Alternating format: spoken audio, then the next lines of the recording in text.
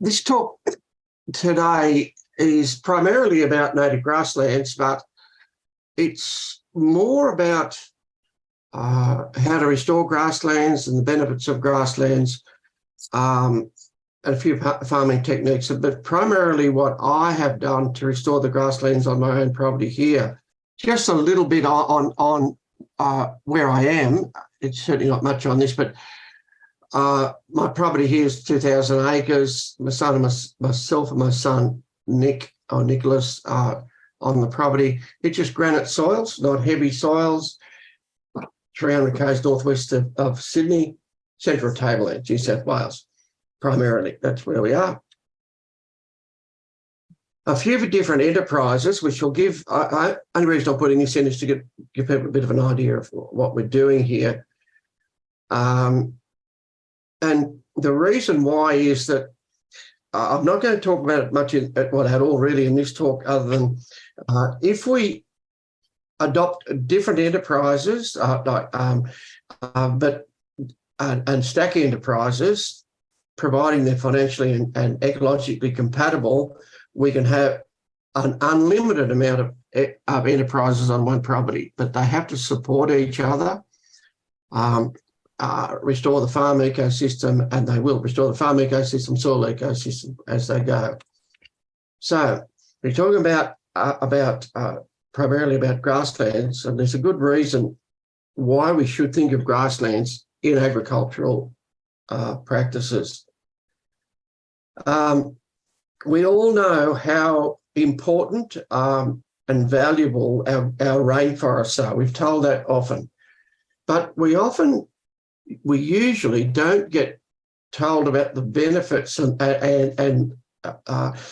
our grasslands. And if we think about our rainforests, and they're often restored to us as the lungs of the planet, really our grasslands, or at least our original grasslands, could be called, and probably should be called, the heart of the planet. That's how important our grasslands are. Now, 10,000 years ago, and there's a reason why I talk about 10,000 years, which I'll cover in a little bit, in a small amount of time, the grasslands covered 40%, or over 40% of our planet, of the land area of our planet. And it certainly was one of the most important ecosystems on the planet. And that bit gets forgotten. One of the problems that we have with grasslands now is that where the grasslands have grown all over this planet is also the best agricultural land, and especially the best agricultural land for growing crops. And that in itself has been a problem. So, but for 10,000 years, we have killed grasslands and destroyed soil to grow crops and graze animals. And where this started, the form of agriculture that we have, or we're using today all around the world, started actually in the Middle East, in Mesopotamia, about over 10,000 years ago. The Sumerian people started to grow wheat, or actually select for wheat plants that were growing in their grasslands. And einkorn wheat and many of those really old varieties, wheat, oats and barley, were actually growing in these grasslands 10,000 years ago. So the Sumerian people selected those and grew those. And also sheep and goats were domesticated around that time, and the plough was developed around that time, or after that time. Now, if we look at this, the plough and domestication of animals has been a disaster all over the planet. It's created deserts all around the world. The form of agriculture that was developed 10,000 years ago and after that time, 5,000 years ago, has done huge damage to our planet and created deserts all over the world. So we need to ask, did the Sumerian people get agriculture wrong? Are there better ways to grow crops, and are there better ways to graze animals? And I suggest, yes, there absolutely is. And not only that there is, but there has to be, because these methods that were developed then have basically stuffed our planet. We need to change and change very quickly. So Australia certainly wasn't spared from this grassland destruction. However, in Australia, we were very fortunate in that our first people, our Aboriginal people, nurtured the grassland for many tens of thousands of years. They were the original custodians of our grasslands. Oh, the phone rings if you don't want it to. Sorry about that. So our Aboriginal people were the custodians of our grasslands. And they nurtured it and did a wonderful job on looking after grasslands. Now, if you're wondering why the native people all around the world, not just in Australia here, but the native people around the world nurtured grasslands, that's where most of their food came from. The grasslands were basically their supermarket. So you looked after it. That was your main food source. So, but the arrival of Europeans really was the start of the grassland destruction. And within 100 years, most of the original grassland was in serious decline. We need to ask what caused the destruction of our grasslands. I've already touched on that, which in what happened in Mesopotamia, and it was similar here. So inappropriate grazing methods, ploughing soil, and we had another thing here, which were rabbits, which really the death knell of our grasslands, which is very early 1900s. Rabbits did a major amount of damage. So that's what's happened in this country. Now, what a lot of people aren't aware of is that our grasslands are ancient, extremely old grasslands, and they evolved around 30 million years ago. Now, the original grasslands were extremely diverse and contained many hundreds of grasses and forb species. Now, we need to also think of grasslands, it's a bit more than just plants, because we have associated animals, birds, reptiles, insects, all of that in our grasslands. One of the interesting things, the early explorers and the early settlers and squatters described the grassland as some of the best in the world. And you need to remember that these people were Europeans describing the grassland in this country. It was they were extremely good grasslands in Australia.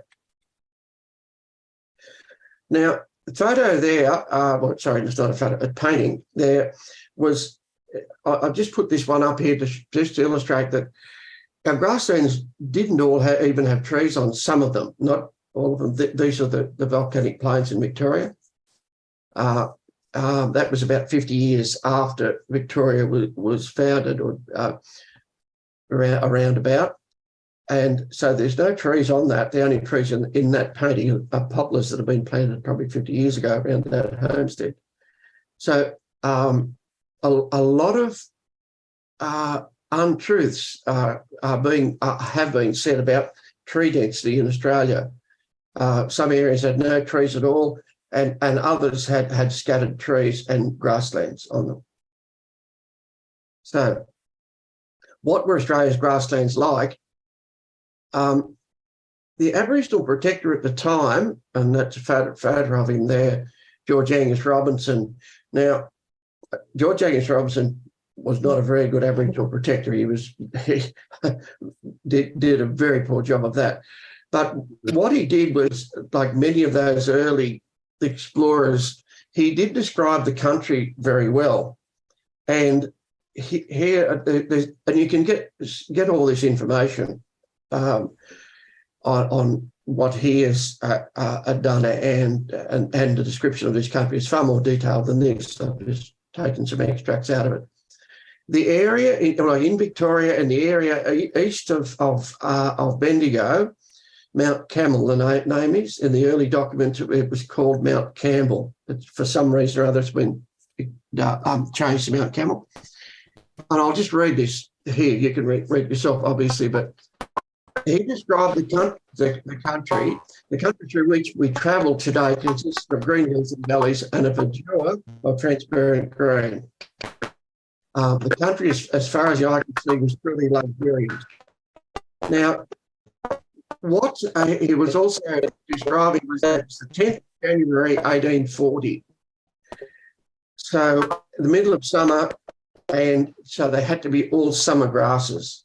We go in that area now, and I was around that area only about 2 or 3 weeks ago doing workshops in Victoria, and you won't find a native grass in it. You certainly won't find a summer growing native grass in it now. So, but they were magnificent grasslands. Many of the early settlers and squatters described the grasslands included in this area, but all around Australia, they often had problems finding their cattle, not let alone sheep, but cattle in their grasslands. The grasslands were that high.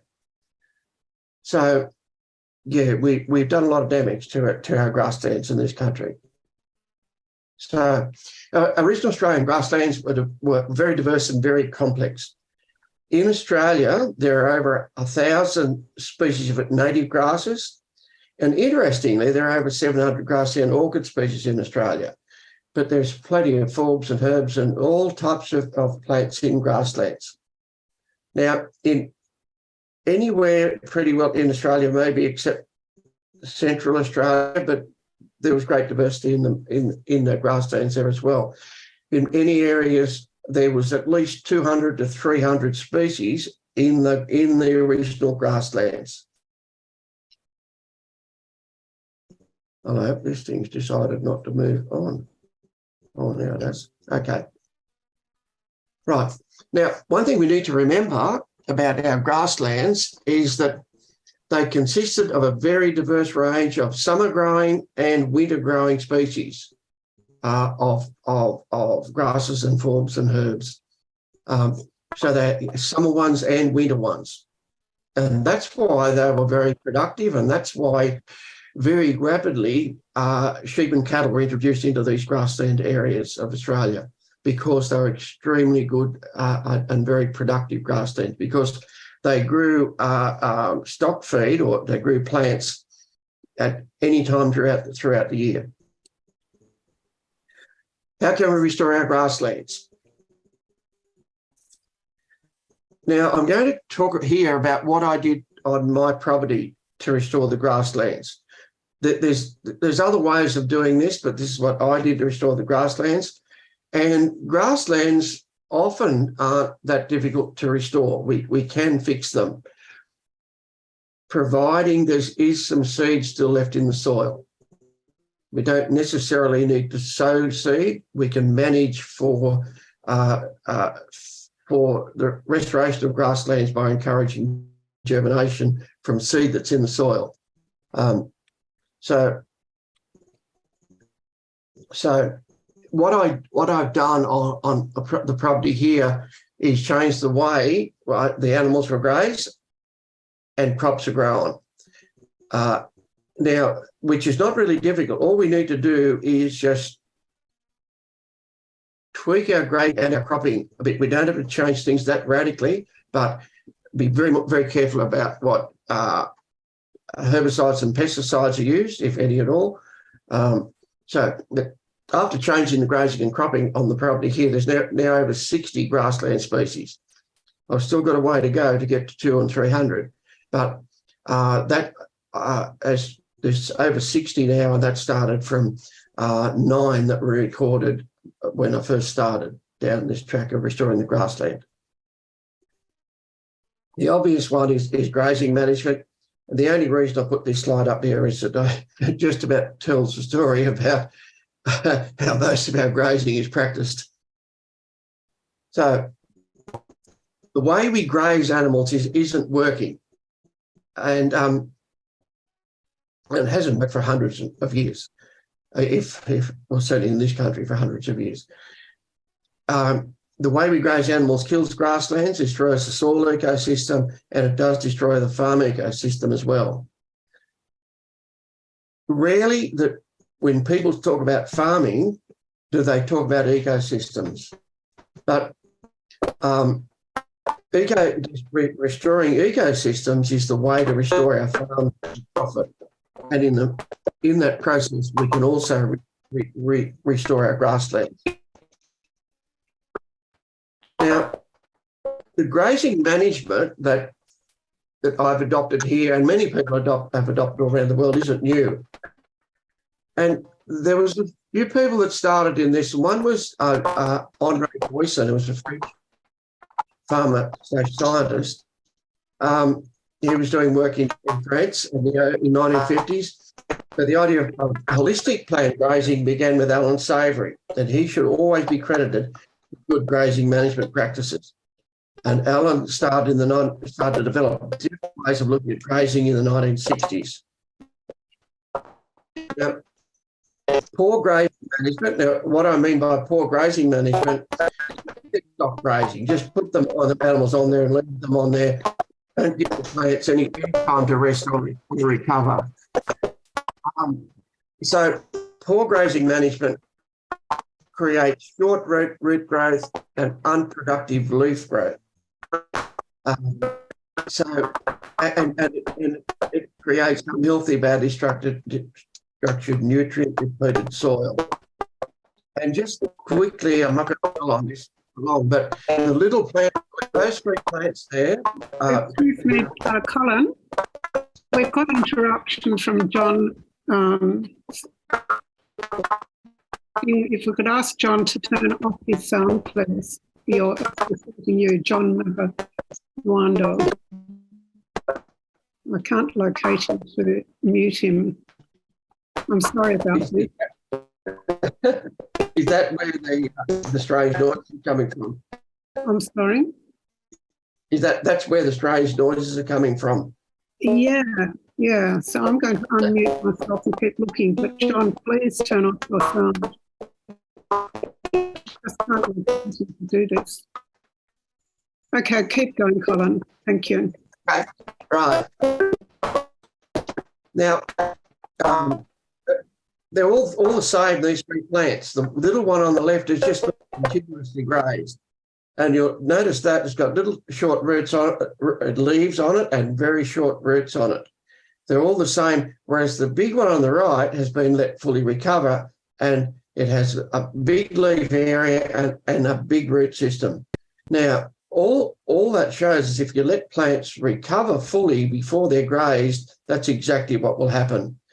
We'll produce more feed for our animals, but just as important, that big root system will improve our soils, feed soil microbes, get nutrient cycling as well. So there's a great advantage on good grazing management practices that allow plants to recover before they're regrazed.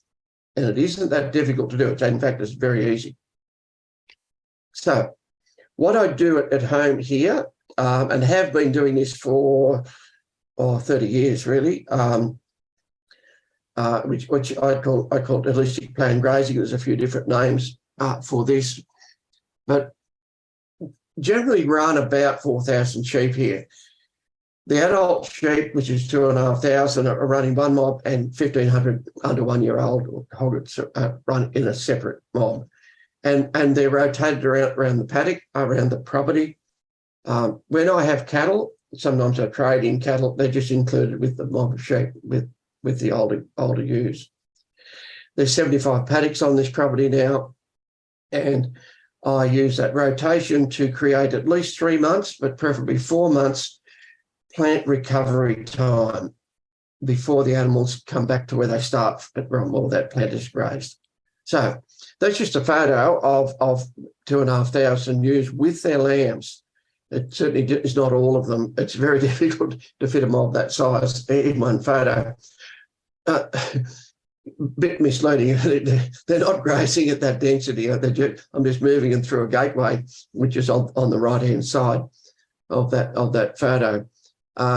And there's lambs in amongst them. I'm just moving them to the yards to wean those lambs.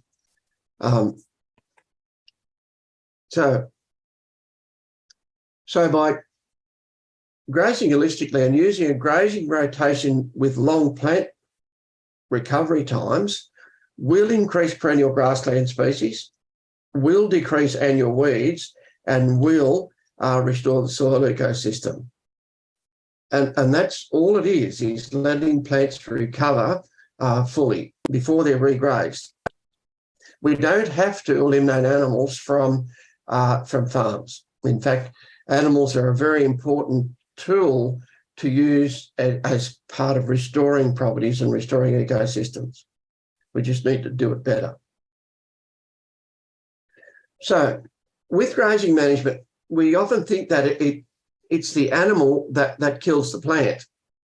And that's true to a degree, but what kills the plant is actually not giving the plants enough time to recover from grazing that kills the plant. So it's not the animal that's the problem, it's the human managing the animal that's the problem. And we just need to do it better. Just moving on to crops. If we look at the way crops are grown,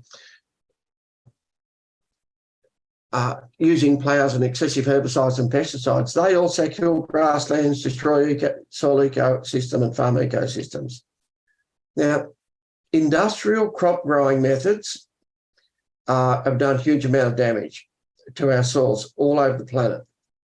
So in Australia here, plowing soil for the last 150 years have been a major cause of destroyed grasslands and degraded soils. And all that modern cropping methods have done, like people are moving away from ploughs, but all that's really happening is that they're replacing the plough with a boom spray and pesticides. Really doesn't address all of our problems in cropping.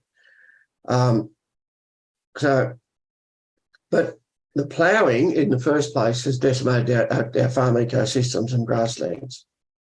So what I did was change the way I grew crops. And what I did was worked on how natural systems work, how Mother Nature functions to do this. I developed a different method of growing crops, which I've called pasture cropping. And myself and a neighbour, a mate of mine, developed this method in 1993. So we've been at it for a long time, or I have in particular been at it for a long time. So I'm not going to dwell a lot on this because of time, but just give you a few ideas. So it's actually perennial cover cropping, where we're zero tilling. We're not ploughing anymore. We're zero tilling. So not hang on, I'm just going to explain zero tilling, I guess. Zero tilling is just simply not ploughing, but cutting a small trench through the soil or a groove through the soil and placing seed in that. So we're zero tilling into dormant, and remember it needs to be dormant at the stage, dormant perennial grass or grassland. And using animals, using animals to prepare the soil before we plant the crop. So they manage where each benefit each other, the animals and the cropping. Now, this one slide really shows what we're doing here. That pink line is how summer growing native grasses work. The blue line is actually how winter growing native grasses work. In this case, we've just put a wheat crop or an oat crop or a barley crop in where those winter species normally fit in a grassland. It's how natural systems work. There's nothing, I haven't invented anything new. All I've done is mimic natural system. So pasture cropping itself can produce grain or grazing. It does definitely restore grasslands, and the stimulators that does that by stimulating perennial grass species and species diversity. Improves soil health, increases soil carbon levels, and also improves the farm ecosystem as well. And the reason it's improving soil health and increasing carbon and improving the soil ecosystem is that it's restoring the grassland. We're not destroying anything by growing the crops. We're actually enhancing everything as we're growing the crop. I wanted to move this further. So in 2010, I developed multi-species pasture cropping. And multi-species crops, I introduced multi-species crops as well as multi-species pasture cropping into Australia in 2010, and it is the fastest adoption of anything that I've ever seen, far faster than good grazing management adoption, and people have just grabbed this and run with it, planting multi-species crops. What they are, and I'm not going to go into a lot of detail on this, is so a mix of species instead of just one, not a monoculture. I'm doing it by sowing it into grasslands. Some people are doing it more conventionally, but still a multi-species. And here, the mix I use: oats, forage, brassica, vetch, tillage, radish, clover, field pea, turnip. It can be broader than that. You could have 20 species if your imagination will let you go that far and think of that many. It gets to a point, if you've got that many, 6, 8, 10 or 12, you get some very, very good gains in this. And that's just another photo of a multi-species crop in amongst grassland. The advantages of this, of the growing multi-species crops, it does produce superior quality and quantity stock feed. I haven't got it in this presentation, but I did an MLA-funded trial here comparing a single species like barley crop compared to a multi-species crop. And the weight gains on merino lambs were double on the multi-species crop compared to the single species. And great improvements in soil carbon, nutrient cycling, all of that. Soil structure, what I've got all in there. There's good weed control by doing this. We can get insect control, like if we're getting a lot of insect damage on properties, by growing flowering plants that will attract beneficial insects to our property.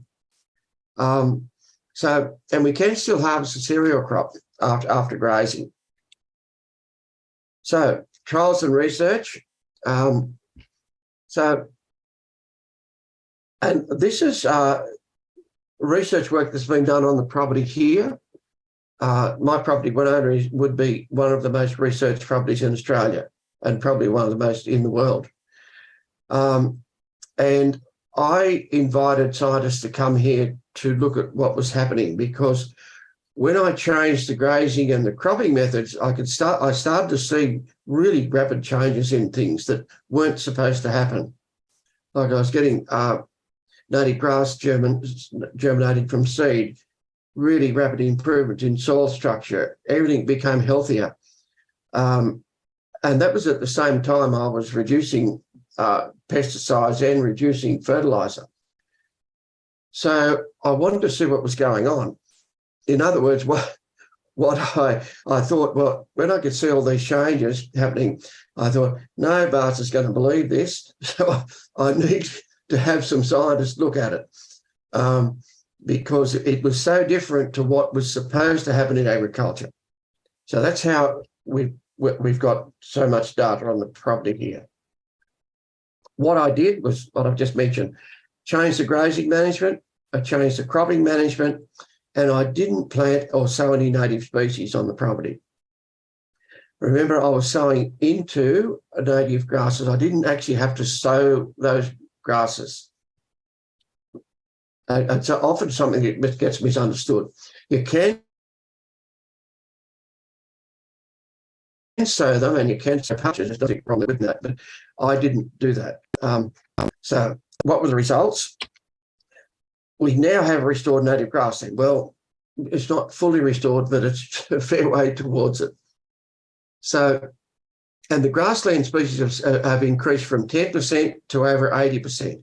The reason I know that is that I started monitoring the grassland as I started to change, and had transactions through the property measuring what was going on. The species increased from 9 that we had, and this was in 95, I started monitoring, from 9 to now 60. And annual weeds have increased from over 60% when we started monitoring to now less than 5%.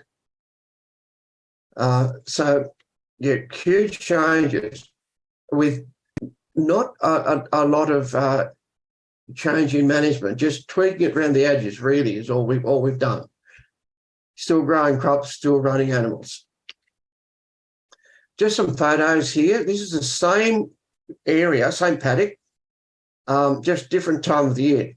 And one on the left, February 2020 and August 2020.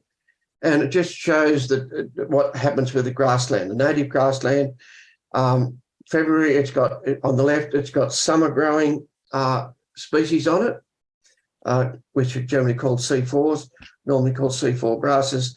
And then in August, it's got winter growing species on it, the C3 ones, natives. So you can achieve that with pastures as well, like introduced pastures. Here we're talking about native grasslands. And you can get pastures, well, we should always, if we're sowing pasture, that should function like a grassland, not just 1 or 2 species like is often recommended in a pasture. It should be more, it should have summer growing species and winter growing species in it, as grasslands do function, and certainly used to function before. In Australia here, we destroyed a lot of them. So there's a lot of advantage in this. One of them is now I harvest seed from these grasslands and do that every year. A lot of that seed is sold for revegetation work to other farmers, and a lot of it to mine sites and things like that. And now I'm going to talk a little bit more about this in a minute. Looking at the traditional Aboriginal use of native seed as a food. And here we harvest and sell about 2 tonnes of native seed a year. And so for a while there, it'd probably be 5 years maybe, been working with Sydney University and the Milidoni Aboriginal community at Narrabri. Sydney University have a research centre. It's a cropping research centre at Narrabri. Scientists there called Angela Patterson became really interested in native grasses. I supplied some of the grasses for them to do the research work on, and the Aboriginal Milidoni people, most of the ladies, baked these seeds and in conjunction with Sydney Uni, we're working out what seeds were good for making flour and producing food from them. Very exciting project. That funny looking thing in the middle is actually a damper made out of native grass seed flour. In this case, it's warrigo grass flour. The thing on the left is interesting. That's I'm just watching the time here.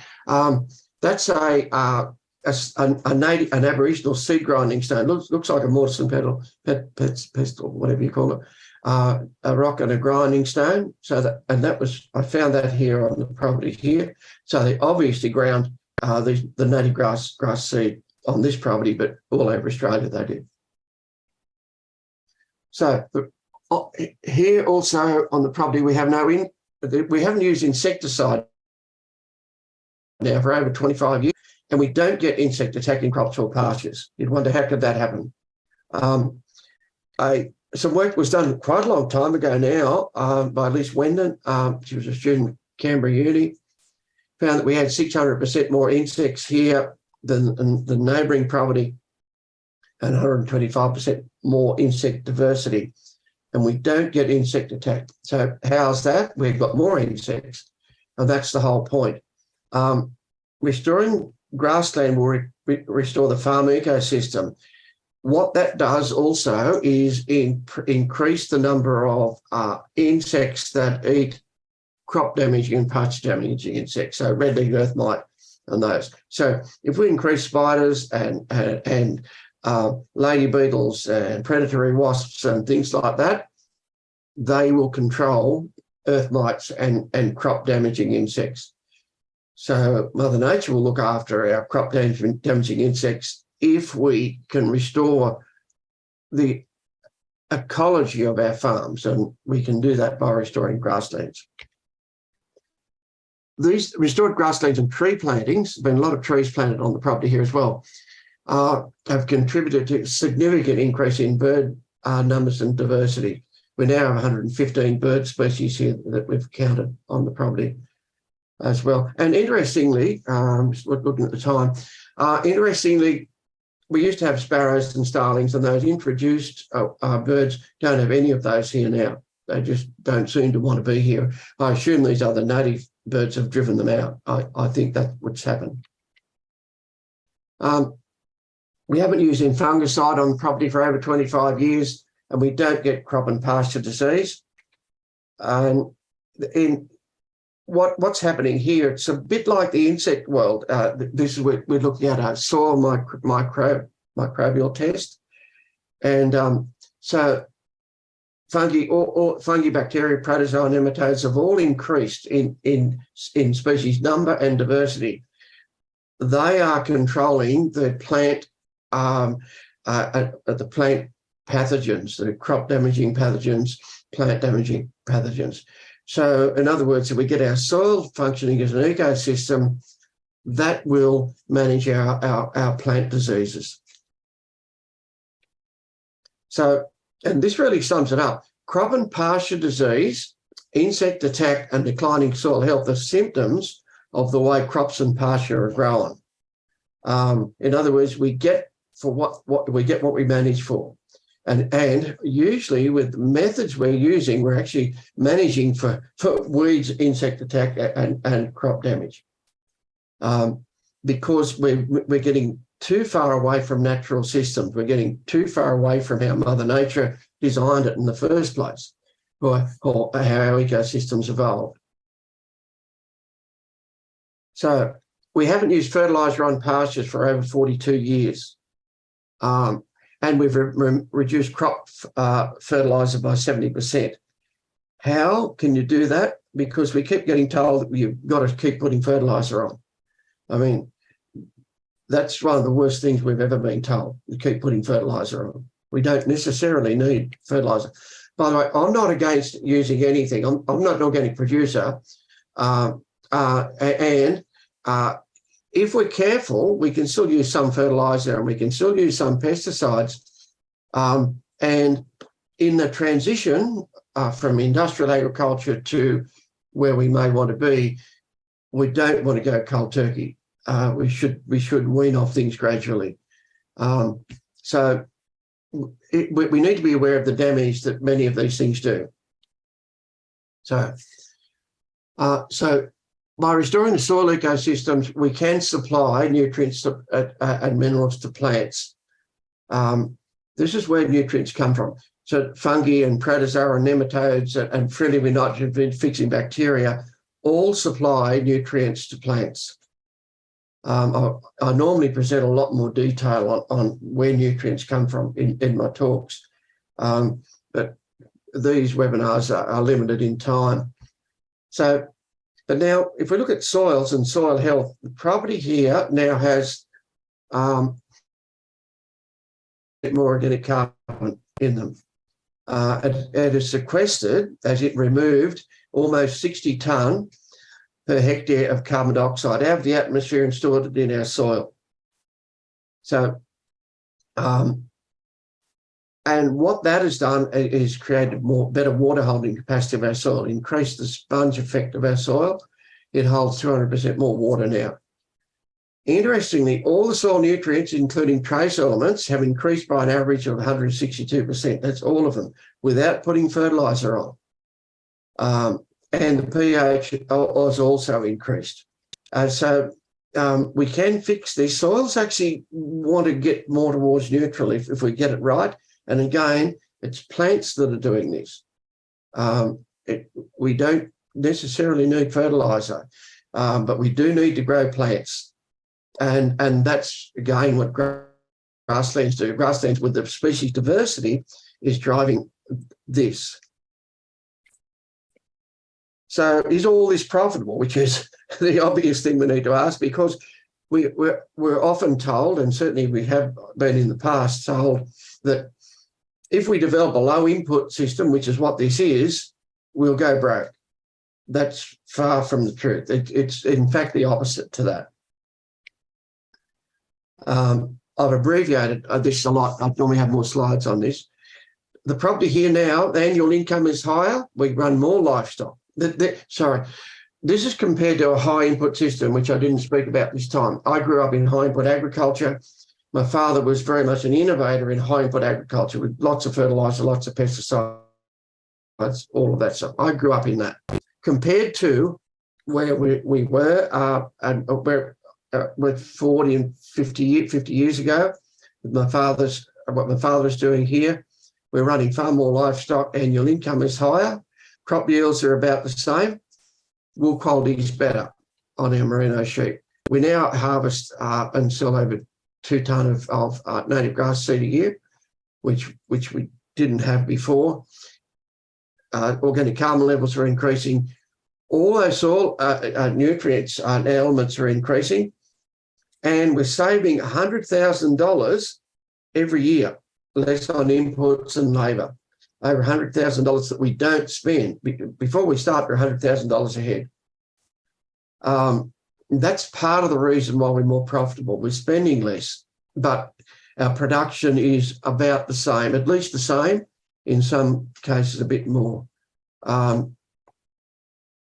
So the gains in profit and the healing of the soil ecosystem, farm ecosystem, are in this case are directly related to the restoration of the grassland.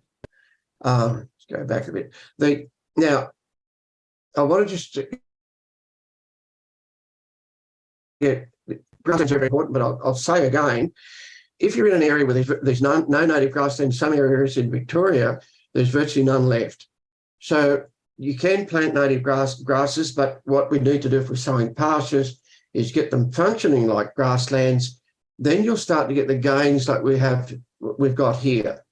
But they need to be dominated by perennial species, and they need to be a great diversity of summer, winter species, forbs and herbs, all of that. So it needs to function like a grassland to get the gains that I've achieved here. So to sum all this up, last slide, agriculture doesn't have to destroy our farm system, our farms, ecosystems and the planet. Good agricultural practices can produce vast sums of high quality food, regenerate grasslands, restore farm and soil ecosystems, and help restore this ailing planet of ours. Thank you. We're going to get some questions in a minute, but there's a couple of things that I just want to put in here, which is a couple of free ads, I might add. One of it is Stiper Native Grass Association. We're revamping all of Stiper again. It still is the largest native grassland association in Australia, and always looking for new members with Stiper or anyone interested in native grasses and grasslands.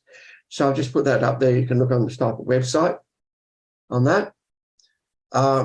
Also in relation to Stiper, but also in relation, I wrote a book called Custodians of Grasslands, which is only just not long released.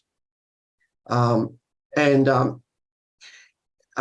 we're doing with new members, members of Stiper, will receive a 15% discount on the book as a member of Stiper, and that book can be purchased through my website, winona.net.au.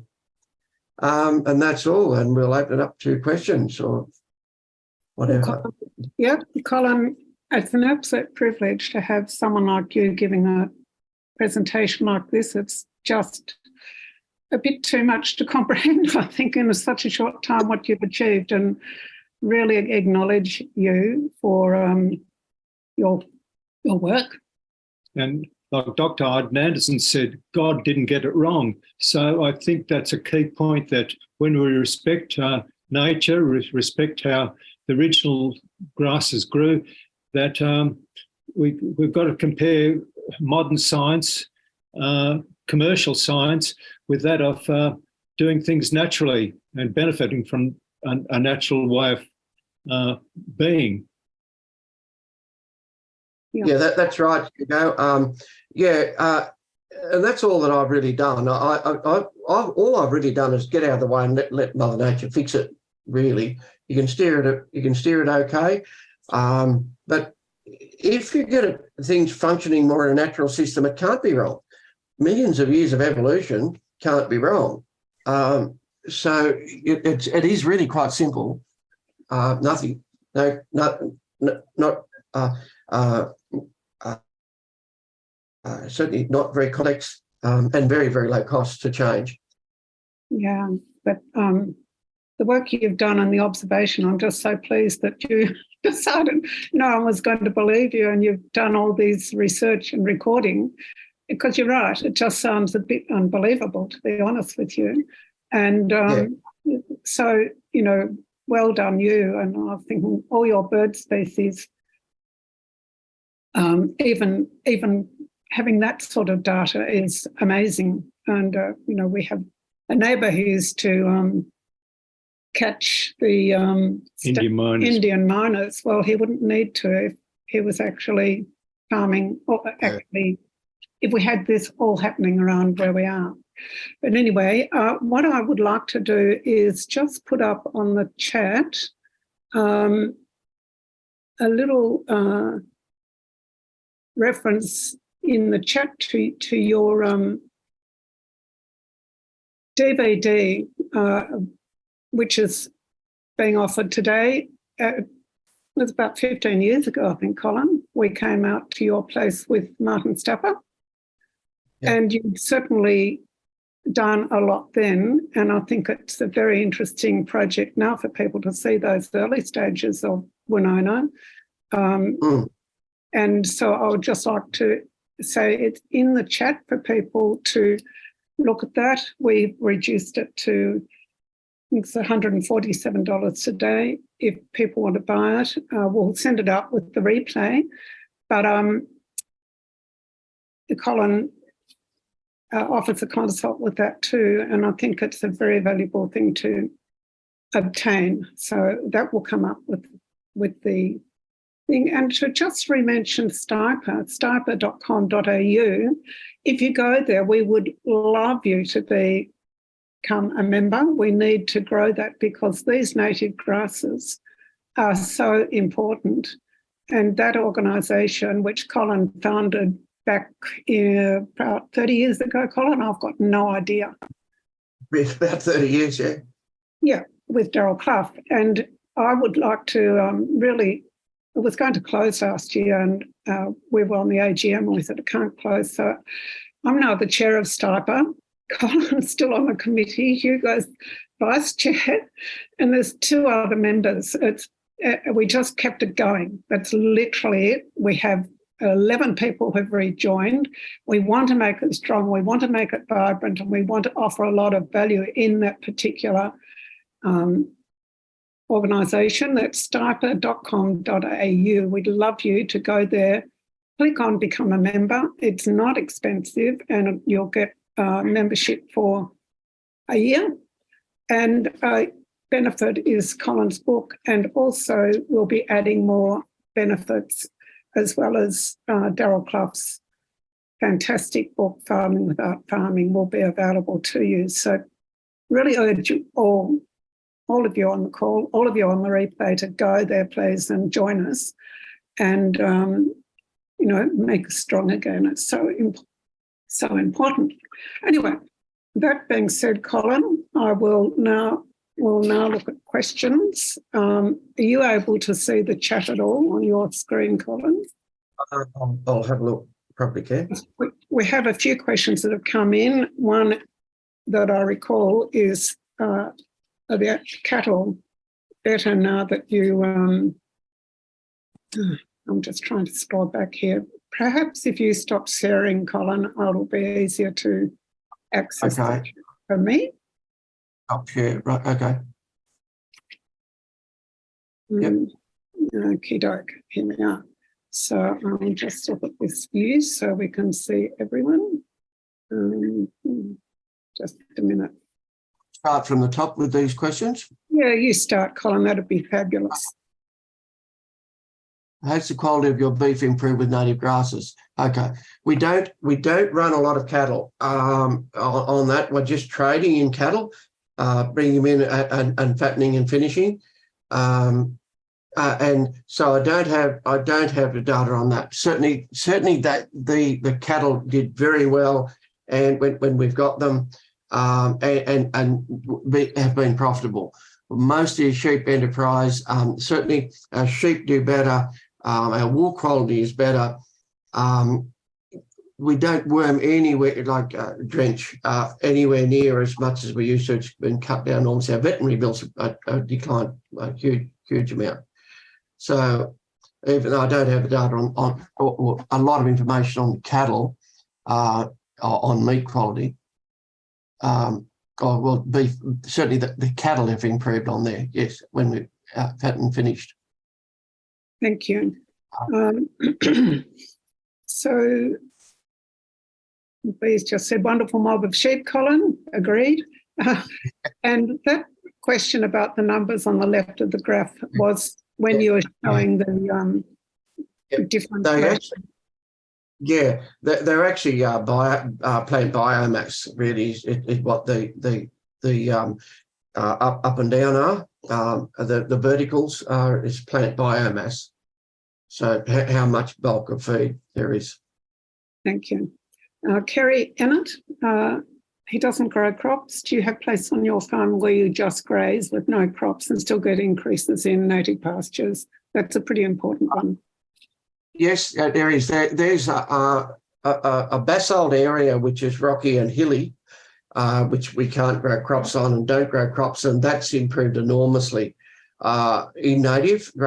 Good grazing management practices will certainly turn your pastures or your grasslands around. It's a bit slower than when we grow crops into it in stimulating the germination, but a good grazing rotation will definitely improve our grasslands, and it certainly has on that basalt country. For example, it was always covered in wiregrass, as in Aristida, which is three-prong, which is a poor quality native grass, and now it's got a great diversity on it with Queensland bluegrass and wallaby grasses and all sorts of things on it, only with grazing. So, yeah, don't think you need to have machinery to improve grasslands. Good grazing management practices will definitely do it as well. Thank you. Chris McKay has asked, are you on a carbon sequestration program? Yep. Okay. Yeah. When was it? It must be nearly 5 years now. We baselined the property here. And what I mean by that, to be able to trade in carbon, you need to have a starting point. So you need to know what the soil carbon measures on your property, and it needs to be done through a special protocols, because if someone's going to pay you for that carbon, you need to be able to prove that you've actually done it. And generally, after you've baselined it or you've got these measurements, which here we measure to a metre deep, and usually about 5 years' time, measure it again, and you can, providing you're in a program, get paid for that increase in carbon. So, yeah, to answer that question, yes, I am in a program here. Okay, thank you. There's a lot of controversy about these programs, I know that. So thanks for such an inspiring talk. I also have your book here, which someone is saying it's a great book. It sure is. It's very, very complete, Colin, and I congratulate you on your book. And it's It's an engaging read. Like it's while you're providing an awful lot of information in here, it's a very engaging read. In fact, I couldn't really put it down. So it was. Yeah, no, I thoroughly recommend you get that. And Colin, we will provide a link to that book when we do the replay. Okay. We encourage people to go to Stiper, become members, and then buy your book. But Colin also sells the book. We just haven't got the expertise to pull links up. I'm really sorry. I'm not tech savvy and my techie's away. Okay. Lynn is talking about managing grazing in 2020 for not using herbicide and seeing less desirable plants subside and desirable plants getting thicker, the same as what you were saying, Colin. Used to spray poison, spot spray poison hemlock, didn't get around to it this year, used to hate weeds, but now they seem to be suffering. But you might like to say a little bit about the advantage of weeds, why they're there, Colin, while we're talking to this. Yes, that's very good, and that's exactly what happens. The comments on there are spot on with what happens when we change our grazing management and get it right. And we really need to we should be doing a grazing management course, ideally, holistic management grazing course, and to get it right. Although in saying that, I didn't do that to start with. Because I started so early, there wasn't a lot of courses around. But yes, you definitely need to do that.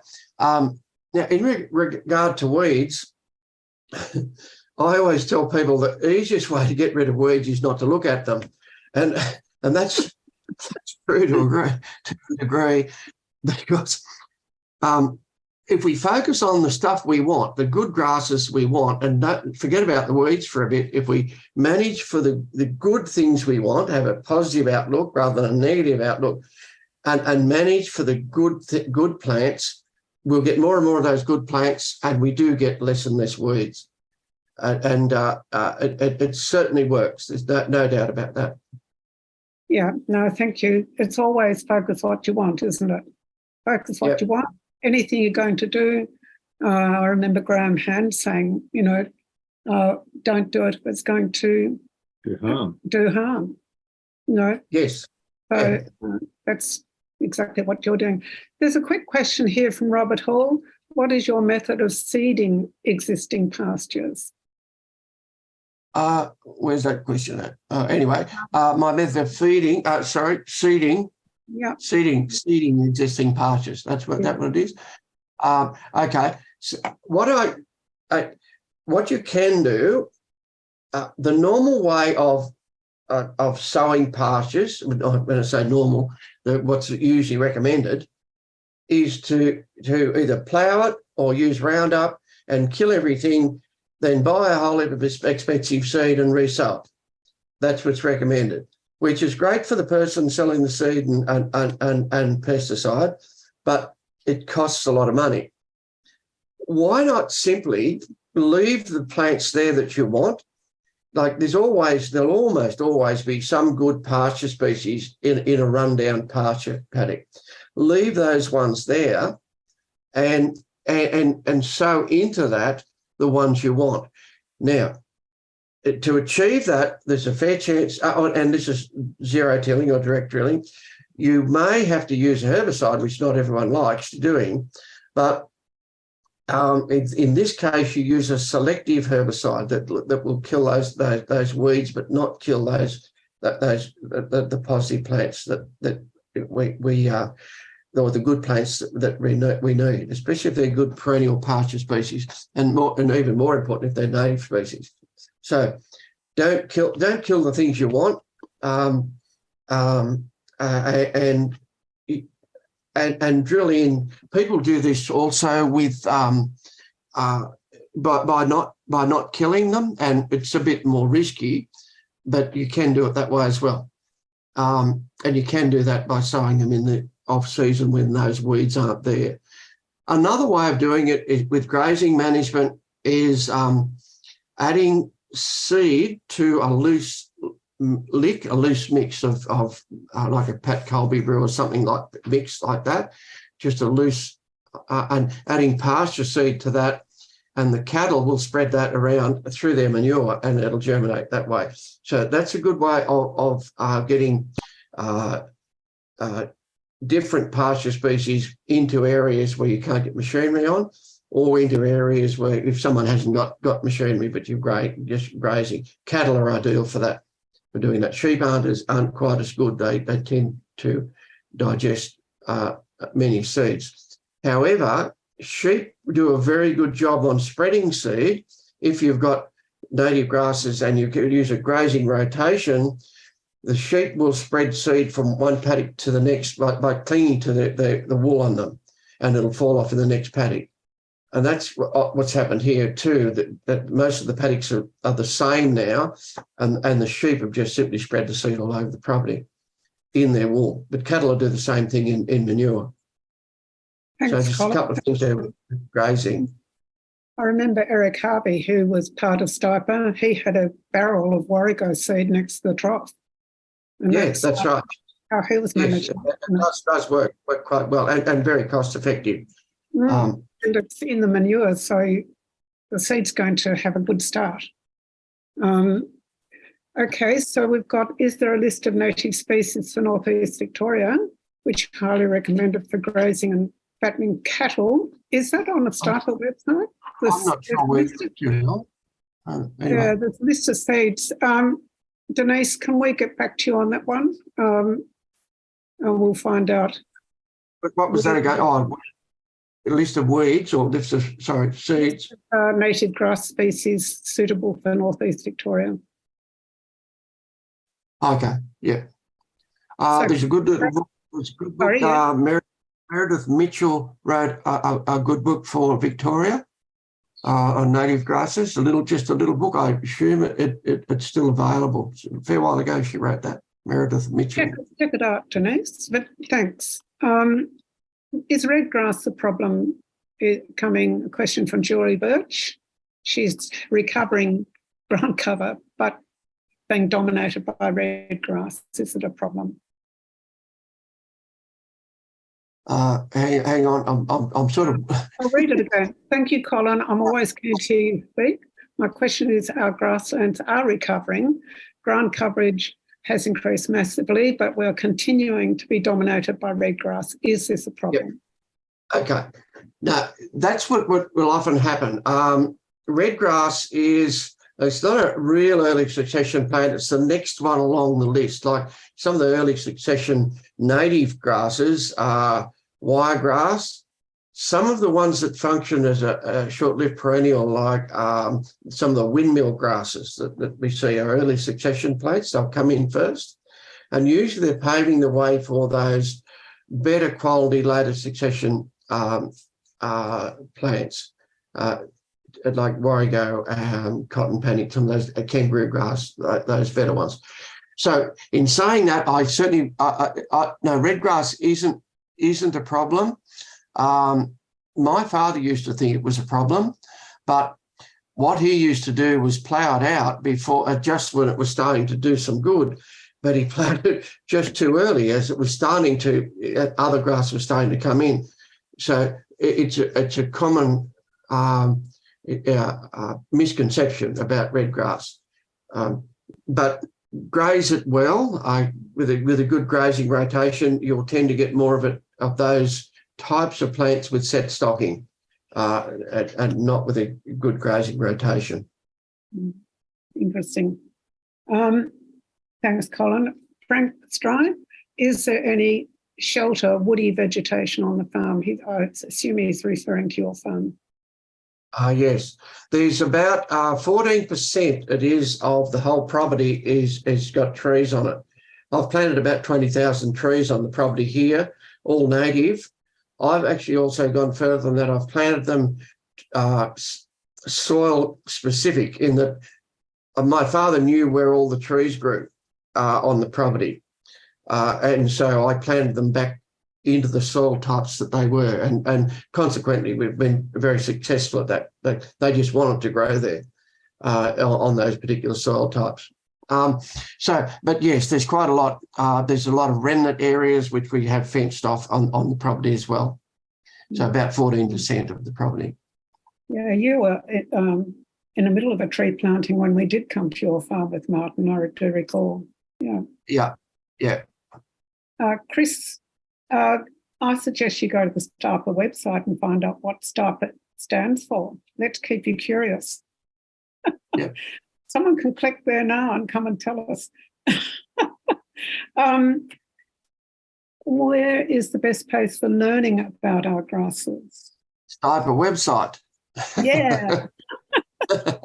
There are some good books. There's a very good book, expensive, and it is The Plants of Western New South Wales, but it's a very detailed book and a very big book, but that's probably the best one. And it's relevant to Victoria and Queensland as well.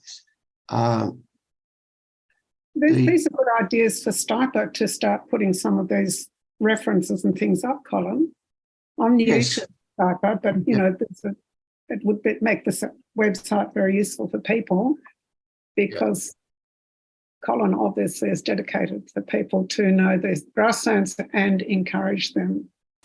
While I think about the person from the US that had a question there or comment before, Yes. I've done quite a lot of workshops in the US, and I studied the American grasslands to do that. The American grasslands are absolutely magnificent grasslands, and even better than the grasslands we had here. And that's because far better soil through that Midwest area, like grasses that grew 10 and still grow 10 feet high. Unfortunately, very much like us here, have lost most of them. But there's been some good work done in the US in making seed available and sowing some of those North American species. So just thought I'd comment on that as well. Extremely good grasslands in the US. Thank you. And email in if you want to know more about things. I'm sure we'd do another webinar if there's enough interest. Okay, so yes, Brenna is asking, do you know of anyone who grows harvest native seed on a small scale? That's a good question. Martin? There's a few people that actually do a little bit of harvesting and spreading mostly on their own farms. Well worth doing. If you have some native grasses on your own property, it's well worth harvesting them and spreading them around your own property. Also, another thing that I do is get people to set up their own little seed orchards, for the want of a better word, about a hectare of good, high quality native grasses, and then harvest those and then start spreading them around your own property. It is a really good thing to do. And some people are starting to do that. I recommend people to do that if they're really interested in this. Thank you. Martin Williams, would he supply small growers or not? Martin, no, he's more, well, I should ask him.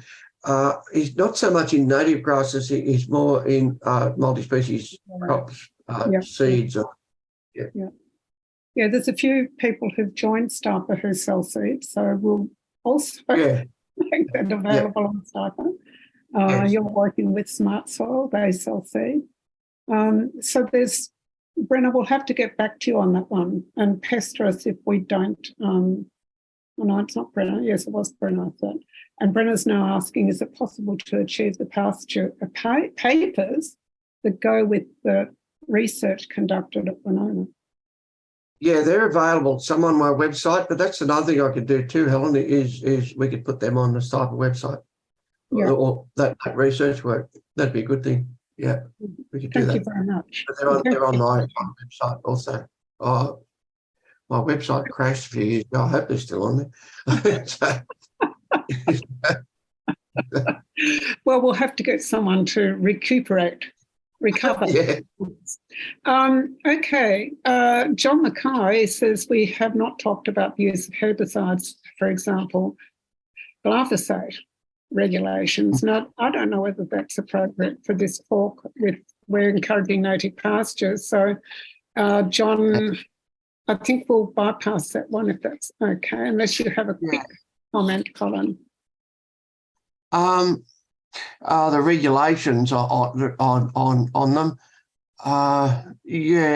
Well, there's a lot more that should be done as far as regulating many pesticides. There's no doubt about that. A lot of things seem to be influenced. Governments seem to be influenced in this country, well, in most countries, by the cropping, the industrial cropping side of things. So there needs to be. It's certainly a good discussion to have. There's no doubt about that. Yeah. And obviously, with regenerative farming, there's a lot more people finding ways to manage without resorting to these things. Yeah. And we would certainly encourage it. Well, that's why we existed at Farming Secrets. It is better to get off them, but if you are wanting to get, and I said this before, it's worth saying it again, do it gradually. Part of the key to regenerative agriculture is to transition from where you are to where you want to be slowly. You don't want to be go broke while you're transitioning. So do it slowly and gradually wean off a lot of the inputs. I did that with fertilizer with crops. I just did a trial strip. Every year I'd reduce it by 10 kilos or 20 kilos per hectare with a trial strip, and then if it was no different, I'd sow the whole lot next year and then reduce it again. And do your own trials on your own properties is the way to transition. Yep, thank you. We are at the 12:15 mark, so I'm just going to quickly look through questions, Colin. And we've got grazing grassland while trying to control weeds such as capeweed. Capeweed is a colonising species. It'll just cover bare ground. It also likes high nitrate. So if you don't worry about the capeweed, just graze it and move on. That capeweed will start dropping out. I must admit that's a bit of a leap of faith, but it does actually start dropping out. Yeah. As the American fellow said in the chat here, it does start to reduce if we get our grazing right. Thanks, Colin. Quick question about your annual rainfall distribution and how much summer rain? Rainfall distribution is fairly even, summer and winter, where we are. However, I often get asked about rainfall in Victoria, and because people think it's very much winter dominated, but much of Victoria gets about 40% of their rain in the summer. So it's not as winter dominant as people think. A contact in South Australia establishing. Dan is giving a Yep, that's here, good. Which is in the chat for people, Seeding Natives Incorporated with Andrew. Thanks very much, Dan. That's great. There's some fair bit of work being done in South Australia on natives. Which book cover in 4 days. Well, that's a pretty good recommendation, being in Fiji and reading your book, Colin.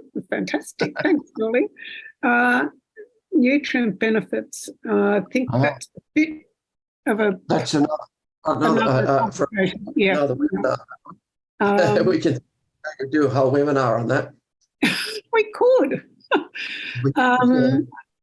Kangaroo grass and wallaby grasses on the roadsides doesn't grow as well as introduced fescue, cocksfoot or phalaris.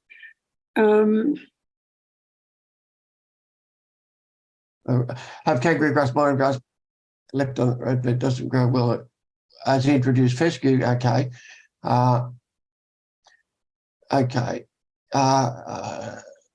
Drained former wetland land and show. Some kangaroo grass really feels it. Okay. Kangaroo grass is it often doesn't fill its seed heads. It's a bit touchy. And not only that, kangaroo grass, you need to harvest it within about 1 or 2 days, and usually it's Christmas Day when it's ready to harvest. It drops the seed head very quickly. So it might have more seed in it than you think. You're just missing the seed. So keep an eye on it. It drops the seed out of the heads very quickly. Very quickly. Yeah. Someone's been cell grazing for 15 years. Very little native grass is coming back, apart from wallaby. RCS are another very good grazing management course to do as well. RCS and listic management are very similar. So either of those is fine. Yep. Matt, you might just have to keep in tune with what you are doing for your grazing management, because it will work. How do you harvest native seed? Any small go? Is there these are seed made harvested in Western Australia on small.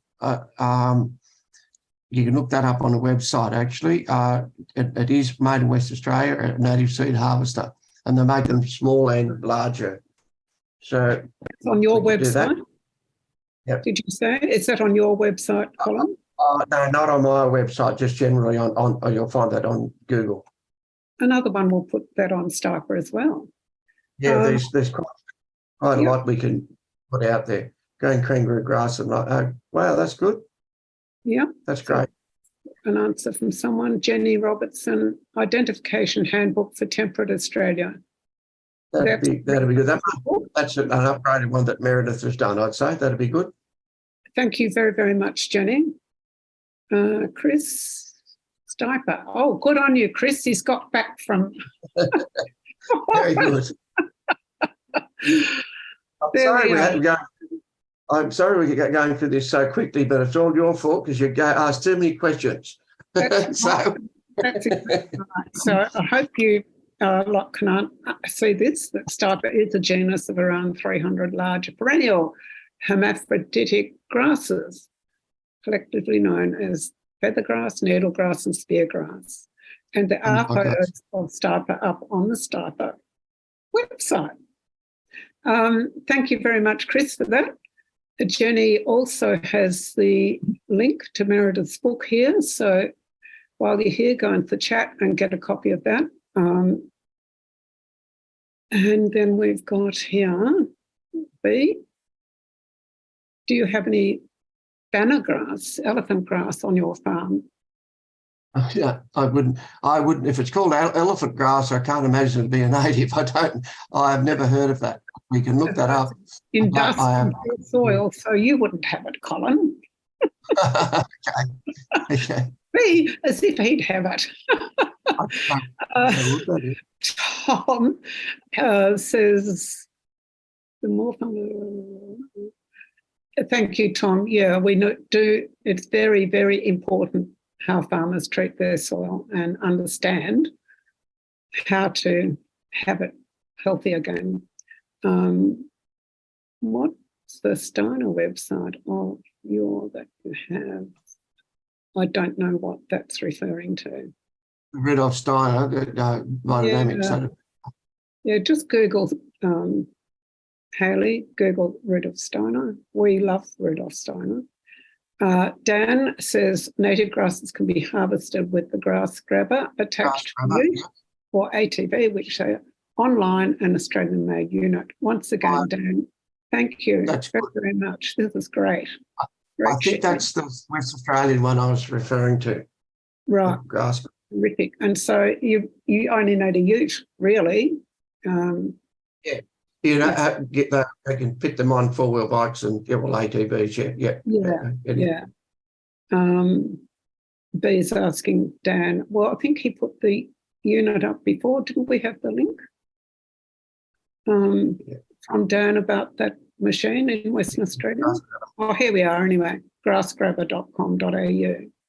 Thank you, Dan. Right. We have whizzed through, and I think we have come to an end, Colin. I'll put everyone on so we can see each other. So here we are. If you want to turn your cameras on, we can all give a wave and a thank you to Colin. Hugo, did you want to add anything? Yeah, I will just repeat myself that our government is pushing production all the time and they don't really care what's going on. And the government's also coming up with many regulations that is decentralising, or should I say, moving the population out of rural areas, and it's creating massive havoc. So I think the more we can work independently and more people become aware of what's going on and relate to farmers, and the good farmers who produce holistic, or I should say high quality, healthy foods and fibres, have to relate to the community. So it's a two-way stream, community to farmers and good farmers to community. Thanks, Hugo. And I really appreciate the interest going today with Colin. We did have about 300 people register, and what always happens is people get caught up, or they don't come, or they haven't got the time at the time. There will be a replay, and really thrilled to have the interest for Colin. He's an absolute expert, and we're very, very fortunate, Colin. And, you know, we've known Colin for years and we've spent a lot of time with you, and we know your passion, and sharing this knowledge is just fantastic. So with no further ado, I think we should all give a big hooray for Colin. 1, 2, 3. Hip, hip, hooray. Hip, hip, hooray. Hip, hip, hooray.